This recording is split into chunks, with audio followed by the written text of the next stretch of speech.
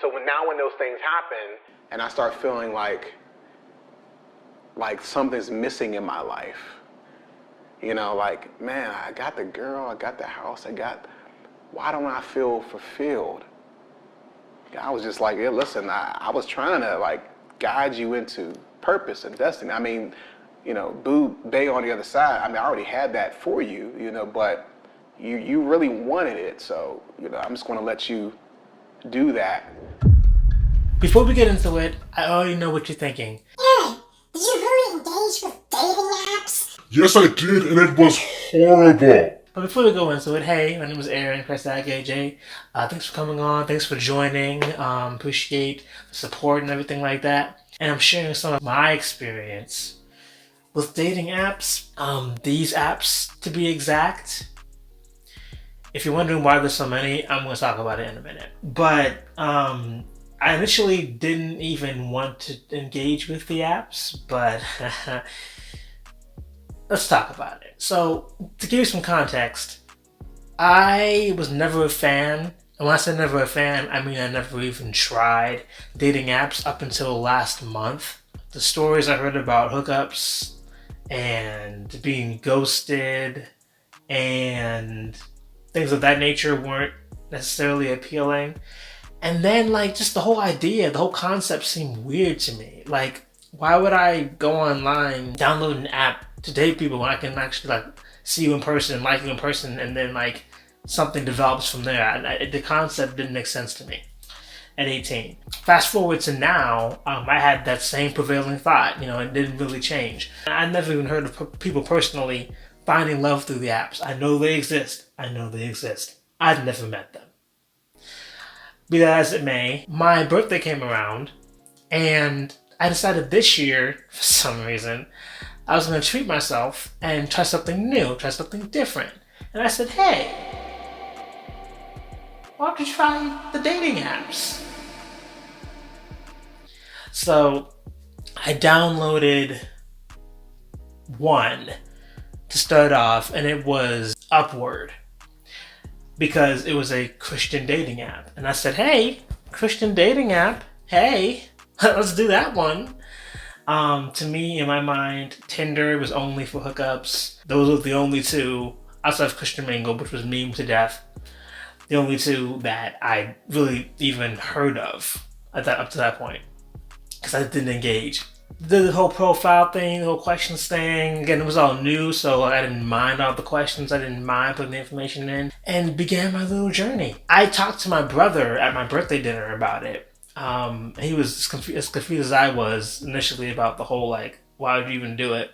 But I told him my excuse for why I did this, outside the fact that I was treating myself, the idea of meeting new people. I convinced myself that this would be a way for me, as an introvert who doesn't go out all the time, to meet people without having to make contact in person. But I can make contact through texting, we can see something, if we connect, and then when we meet in person, it will be intentional. It will be, well, not as organic, may still have a similar result of a connection happening. That was my excuse. Mind you, it didn't turn out the way I thought it was going to turn out. So, start off with the one app. One app slowly turned to two apps. When the first app wasn't really doing anything for me, I wasn't getting a lot of likes, I wasn't getting a lot of people who, you know, I wanted to actually engage with, and so tried another app, BLK, Black. And that one was scary. To me, I was scared to even download it, because I just felt like that was like basically like black people meet. It was like another like meme to death one that I was like, this will be a bunch of, again, hookup culture, I think, which is going to be the main thing on that app. And I wasn't wrong, but, you know, it was all new. And so I was very, very inundated with, like, the questions they were asking and how, you know, people were able to find you and how they, you know, were able to engage with you, whether it be a like or a view or whatever. It was all very, very new and interesting to me. And so two apps turned to three when Black was just not with it. Mind you, I kept the other two though, just in case, and I'll get to that later, just in case something happened, I kept them. And of course, to do anything with the apps, you need to subscribe, you need to pay. So these weren't free. Even if they advertised free, they're not. None of them are doing anything for me. And so I deleted them. And a couple weeks passed.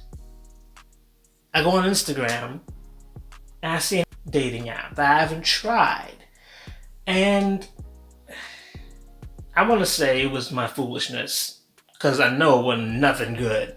Said, hey, maybe those apps you tried just weren't good. Maybe, the user base wasn't for you, but these apps have something different. So I tried that app. Subscribed, did the whole thing. This one I'm a pro. Like, I know how to boost. I know how to do the whole messaging thing and chatting. Like, I'm a pro at this one. I'm like, I'm gonna find somebody this time because I know what I'm doing. I get likes. I chat with a few people. Nothing happens. So that one app turns to two others at the same time. And so I have three new apps open with the whole thing happening again. And again, it takes work to be on these apps. It honestly is work to like check in and see if you're chatting with somebody, whether they responded, to see who liked you, who didn't, to do the whole scrolling thing. The swiping, oh my gosh, like, I would be up. You've probably been there. I've been up till like midnight one night, looking, swiping, trying to find somebody, and it's like, whoa, what is going on? I get to a point where it's 3 a.m. I'm checking to see if anybody said anything or did anything while I was asleep. I get 9 likes on this new app, but I haven't boosted. And so I can't see them. And so I try to, pay these app prices are wild. So I try to do the one tap buy, and my card says it won't do it. Like, the card just won't, it froze up, it won't, pay. I literally get to a point where I'm considering calling the customer service line for my bank at 3 a.m. to remove the hold on my card so I can see what women liked me on this dating app. That's how you know God is merciful, because first of all, the hold that I thought was on the card, I woke up hours later, was able to test it, and it worked. That tells me the Lord said, okay, we've had enough. You've tried this, I let you go for long enough. I'm gonna stop you here and show you won't need these.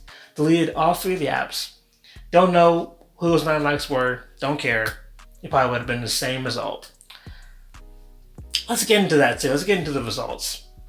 There's a pattern that showed up while I was on these apps, and I don't know if it's just my area or if it's a pattern for these apps in general. It might be a mixture of both, but the primary user base for all of these apps combined are animal moms, single moms, partiers for hookups, and just some real crazy wild people, honestly. And so all these on this list, these are the people who would always come up. And that's what I mean, like, the likes came through, like, with these people. It's like they're all the same person. I've seen so many bios about, looking for a dad to my dog, or so many bios about, like, if you don't like cats, then keep scrolling. If you don't like children, keep scrolling.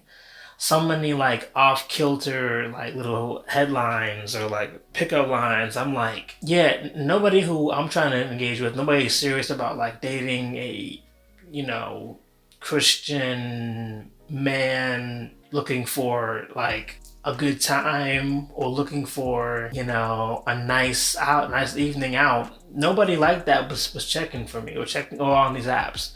So I convinced myself that the user base is just pretty limited. People who go on these apps are of this type, and the type of woman I'm looking for, she's not on here. I never had one date out these apps. Like, I know people who, like, tried them, maybe got one that was a bad date. I haven't gotten one. And the problem with that is that if there are women or even men like me who go on these apps and have the same experience, that could really hurt your self-esteem. If you get so caught up in these apps and think, okay, nobody's, like, either liking me, viewing my profile, even though I've boosted time and time again, nobody seems to be taking the bait. And even when someone does and we talk, they ghost me. Am I ugly? Am I not enough? Am I weird? Is something wrong with me? Then becomes the prevailing thought, and that could really, really be dangerous for some people who aren't as foundationally grounded in the Lord and who don't know their self-worth. That can be very, very dangerous. Another thing that I found that was interesting was that the women who did engage with me on these apps were very passive in our chat. Like, I'm asking questions like, oh, this is in your profile, what got you into this? Or like, how are you? How are you feeling? Or something like, what's your faith like? Because they put Christian in their bio. And like, very blunt answers. And like, I'm sitting there trying to keep the conversation going, and I'm like, this is not reciprocal though. Like, I really don't feel you on the other end trying to make anything happen here. And so, like, we never got to that place where, like, do you want to go out sometime? And the one time it did, I found out that she believed that God was a she. And after that, I tried to respond again with, like, what I believed and see what she said, and she didn't say anything. So maybe that kind of knows what ended that. However, there's one issue that I found with these apps that I could not get over. This was the top thing that annoyed me, and probably one of the main reasons I got different apps as opposed to staying on the one. Most of the women of my type, they all, 95% of them, are in another state. So even if we were to entertain the idea of meeting, I would have to drive upstate, downstate, you'd have to drive upstate, downstate, to even meet. And I met this really cool person, and she lives in Canada, mind you. But we had a nice conversation. It went into the next day, and like, I connected with her on Instagram. After I deleted that app, we connected on Instagram, and it was still cool and stuff. I just can't shake the thought that if she was in Pittsburgh, we probably would have had a nice little date. But she's in Canada. That just, like, the whole swiping and seeing, Ohio, seeing, like, Maryland, seeing Virginia, seeing Los Angeles, like, that got very, very tiring very quickly. I'm like, so Pittsburgh doesn't have any women that I'm compatible with. They're just not in my city. But I met somebody years ago who it didn't work out, but, they're out there. And so, why do I say all this? One is to vent. Because this is a lot. Two, it's to raise awareness that dating apps have the utility, but they also can be a very, very big distraction. I know that there are people who have found the significant other using a dating app. I know they exist. I've never met them. And I would say that they would be, to me, the minority.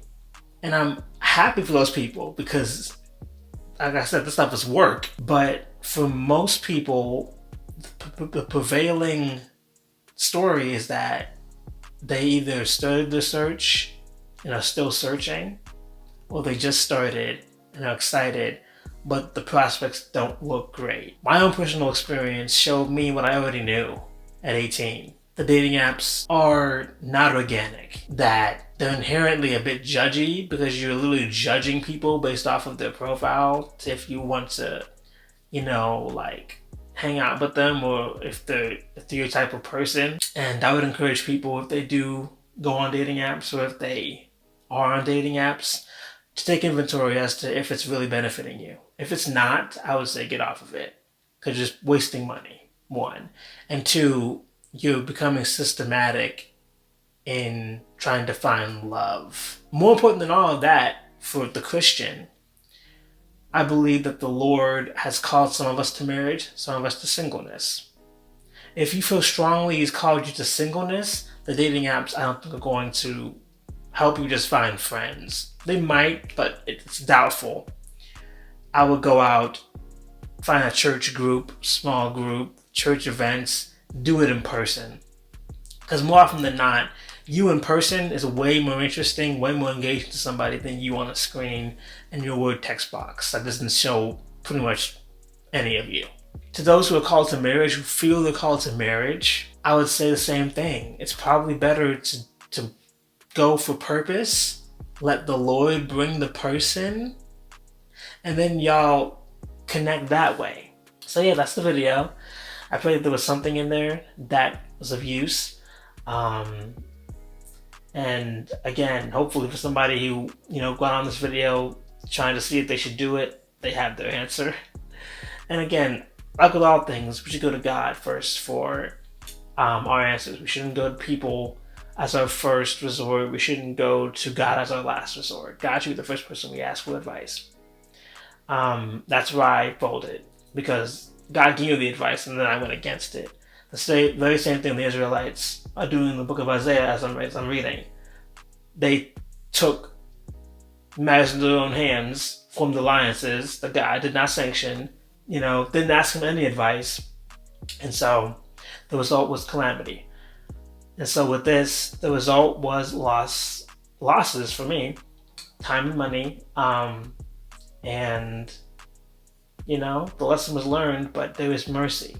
Like I said, I could have been still stuck in this swirling, snowball had not been for God freezing my code at 3 a.m. and opening my eyes to say, buddy, you're spiraling. This is not for you. Wait on me.